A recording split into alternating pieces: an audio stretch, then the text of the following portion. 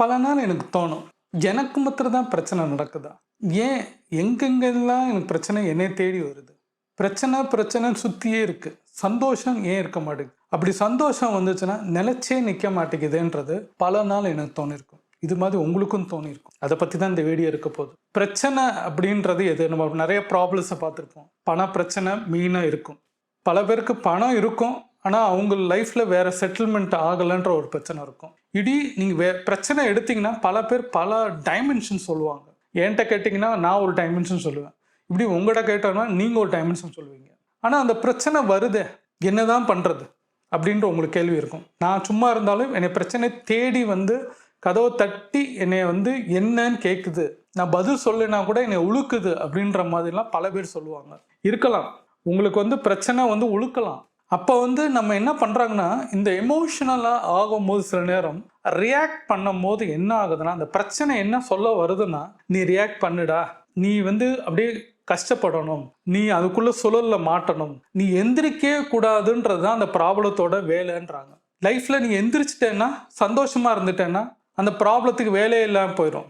அப்போ நீ ப்ராப்ளத்தோட இருந்தா மாத்திரம்தான் அந்த ப்ராப்ளத்துக்கு ஒரு சந்தோஷமா. யோசிச்சு பாருங்க, ப்ராப்ளத்துக்கு சந்தோஷமா, நம்மளுக்கு இல்லை, அந்த ப்ராப்ளத்துக்கு. அப்போ அந்த ப்ராப்ளத்துக்கு இடம் கொடுக்கறதுனால அது நம்மளே ஆட்டி வைக்குது. நம்ம இந்த மெக்கானிசனை கரெக்டாக புரிஞ்சுக்கிட்டாலே, இந்த பிரச்சனை வரும்போது என்ன பண்ண சொல்றாங்கன்னா, ஒரு சராசரி ஒரு ரோபோ மாதிரி இருந்து வெளியே இருந்து உங்க பிரச்சனையை பார்க்க சொல்றாங்க.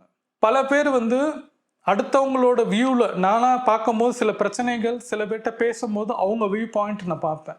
என்னை சுற்றி ஒரு 4-5 பேர் இருக்கிறாங்கன்னா, இங்கே நான் பேசுகிறனால அவங்களுக்கு என்ன ரியாக்ட் ஆவாங்க, இல்லை அதனால எனக்கு என்ன பிரச்சனை வரும்ன்றது நாளே யோசித்து பார்த்து என் வார்த்தைகளை பார்த்து இப்போ நான் பண்ணிட்டு இருக்கிறேன். ஏன்னா இதுக்கு முன்னாடி பல பிரச்சனைக்கு காரணமே என் வார்த்தைகள் தான். இப்போ கொஞ்சம் கொஞ்சமாக நான் மாற்றிக்கிட்டு என் லைஃப்பில் நான் சில விஷயங்களை மாற்றும் போது பிரச்சனைகள் குறைஞ்சு இருக்கிற மாதிரி ஒரு ஃபீல் இருக்கு.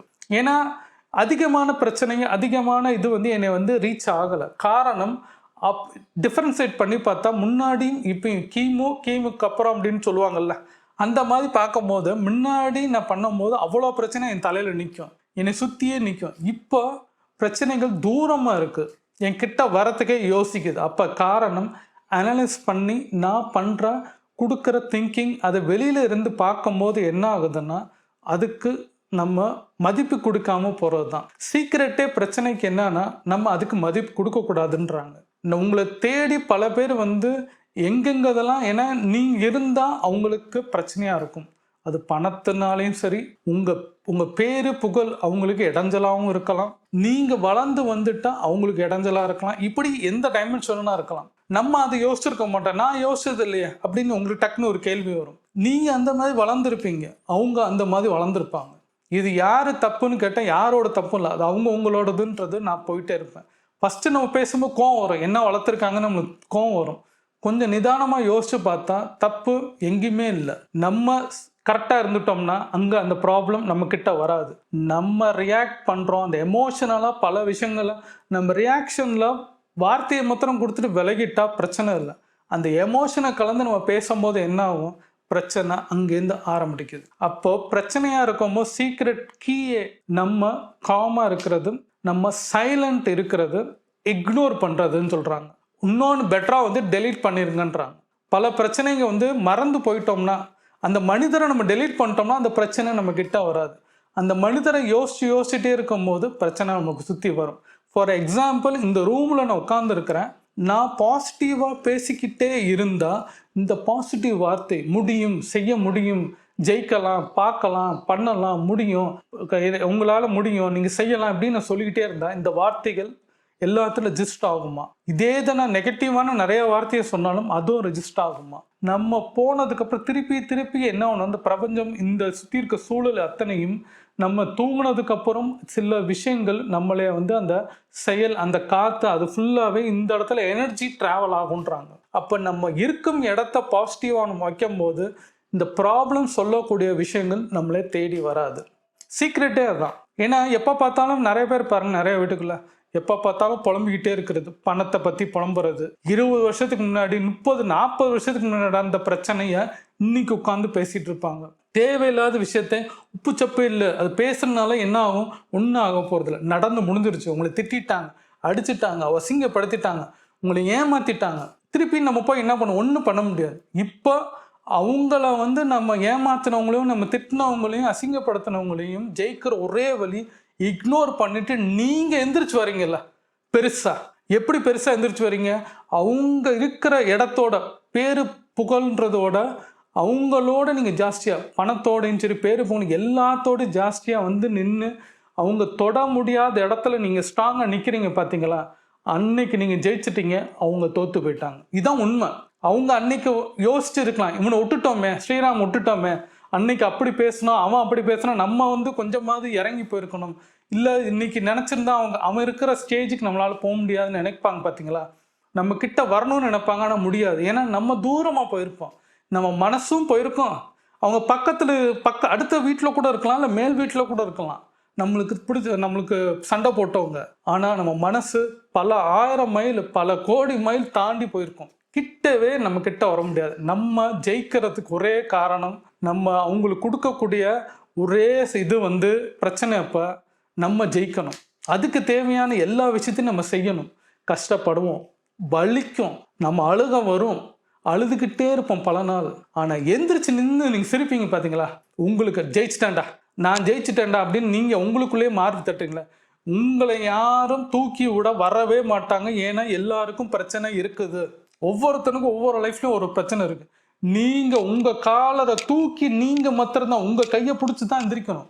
நீங்கள் தான் உங்கள் காலரை பிடிச்சி எந்திரிச்சு நடந்து போகணும். யாரும் உங்களை பிடிச்சி தூக்கி விடுறதுக்கு நேரம் கிடையாது. ஏன்னா அவனுக்கு பிரச்சனை இருக்குது.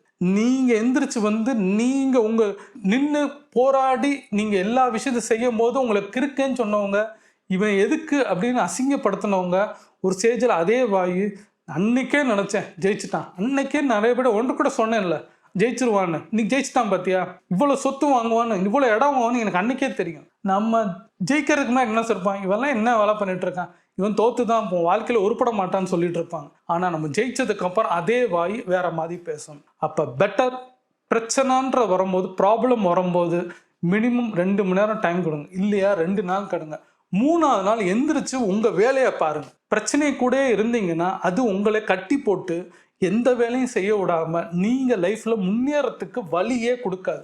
அதுக்கு பெட்டர் நீங்கள் அதுலேருந்து வெளியில் வந்து அதை சவுக்கால் அடித்து வெளியில் தள்ளிட்டு, சீக்கிரட்டே அதான், அந்த கீயே அந்த சவுக்கை தான் நம்ம எடுத்துக்கிட்டோன்னு வச்சுக்கோங்களேன், வலியோடு அதை கையை எடுத்துட்டு நம்ம நடக்கிறோன்னு வச்சுக்கோங்களேன், ஜெயிச்சிருவோம். இதை தான் எல்லாரும் சொல்ல வராங்க. சீக்ரெட்டான பீப்புள்ஸ், ப்ரொஃபஷனலான பீப்புள்ஸ் யார் ஜெயிச்சாங்களோ, எந்த ஸ்போர்ட்ஸ்மேன் யாரை வேணால் எடுத்து பாருங்கள். முக்கியமாக ஸ்போர்ட்ஸ்மேனை தான் நான் பார்க்க சொல்லுவேன். அவங்களாம் ஜெயிச்சதை பார்க்குறோம். அது கிரிக்கெட்டோ ஃபுட்பாலோ எதுவும். மெஸ்ஸி கதையை பார்த்தீங்கனாலே வேற மாதிரி பெயின் அவருக்கெல்லாம் இருக்குது.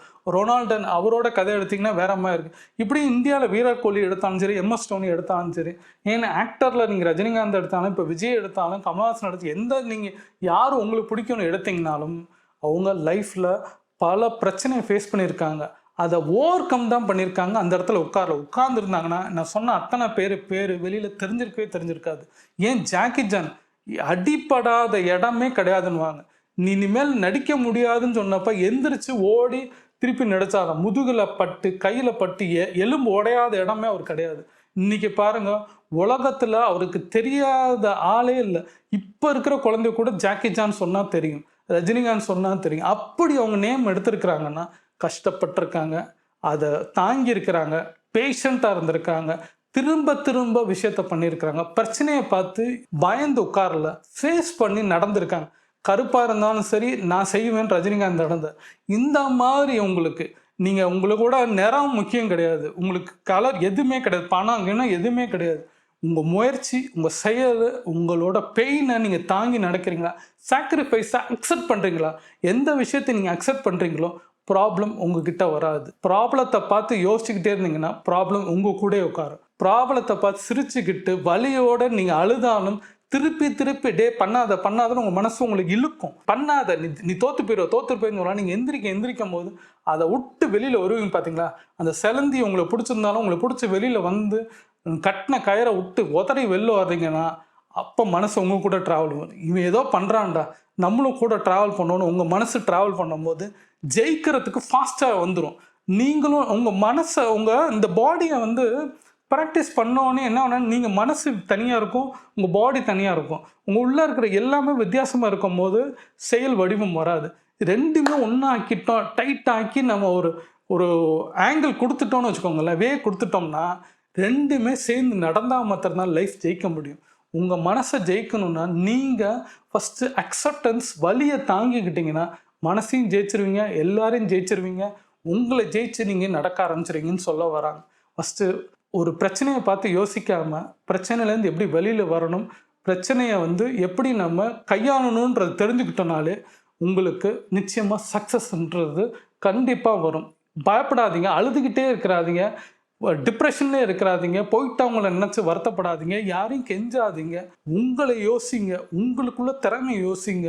நீங்கள் வளர்த்துக்கிட்டேன்னா யார் யாரெல்லாம் விட்டுட்டு போனாங்களோ, யார் யாரெல்லாம் நீங்கள் கெஞ்சினீங்களோ, உங்களை தேடி உங்கள் வாசலில் நிற்கும் போது தான் நீங்கள் சக்ஸஸ் ஆனதுக்கு நிச்சயமாக ஒரு வடிவம் கொடுக்கும். அதுக்கு நீங்கள் முயற்சி பண்ணால் மாத்திரம்தான். அது பல தடவை, ஒரு தடவை தோல்வியெல்லாம் 2 தடவை பண்ணிக்கிட்டே இருக்கும்போது ஒரு நாள் ஜெயிப்பீங்க. பார்த்தீங்களா? சக்ஸஸ் உங்ககிட்ட இருக்கும். எல்லாரும் உங்ககிட்ட வந்தே தீருவாங்க. பிரச்சனையை பார்த்து பயப்படாதீங்க. இந்த வீடியோ உங்களுக்கு பிடிச்சிருந்தா, யாருக்கு பிடிக்குமோ, யாருக்கு பிரச்சனைகள் இருக்காங்களோ அவங்களுக்கு இதை ஷேர் பண்ணுங்கள். கமெண்ட்ல பண்ணுங்க, உங்களோட பிரச்சனை என்ன, சொல்யூஷன் இருந்துச்சுன்னா நான் சொல்கிறேன். இந்த வீடியோ உங்களுக்கு ரொம்ப பிடிக்குது அப்படின்னா சப்ஸ்கிரைப் பண்ணிங்கன்னா பல பேர் சப்போர்ட் ஆகும். எனக்கு மெயினாக ரொம்ப சப்போர்ட்டாக இருக்கும். லைக் பண்ணிங்கன்னா பல 1000 பேருக்கு இது ரீச் ஆகும். ரெக்கமெண்டேஷனில் யூடியூப் கொண்டு போய் சேர்க்கும். உங்கள் லைக்குக்காண்டி நான் எதிர்பார்த்துருக்கேன். லைக் பண்ணுங்கள், சப்போர்ட் பண்ணுங்கள். ஹைப்புன்னு சொல்லி இந்த வீடியோ அப்லோட் பண்ண 3 நாளில் இருக்கும். அதை கிளிக் பண்ணிங்கன்னா பாயிண்ட்ஸ் கிடைக்கும். அந்த பாயிண்ட்ஸை எனக்கு 750 கொடுத்தீங்கன்னா ஆட்டோமேட்டிக்காக ஃப்ரீ தான். கிளிக் பண்ணால் என் வீடியோ ரெக்கமெண்டேஷன் ஆகி ட்ரெண்டிங்கில் போகும்போது நிறைய பேர்த்துக்கு வியூ ஆகும். இது எனக்கு ரொம்ப சப்போர்ட்டாக இருக்கும். எனக்கு சப்போர்ட் பண்ணுங்கள் ஃப்ரெண்ட்ஸ். தேங்க்யூ.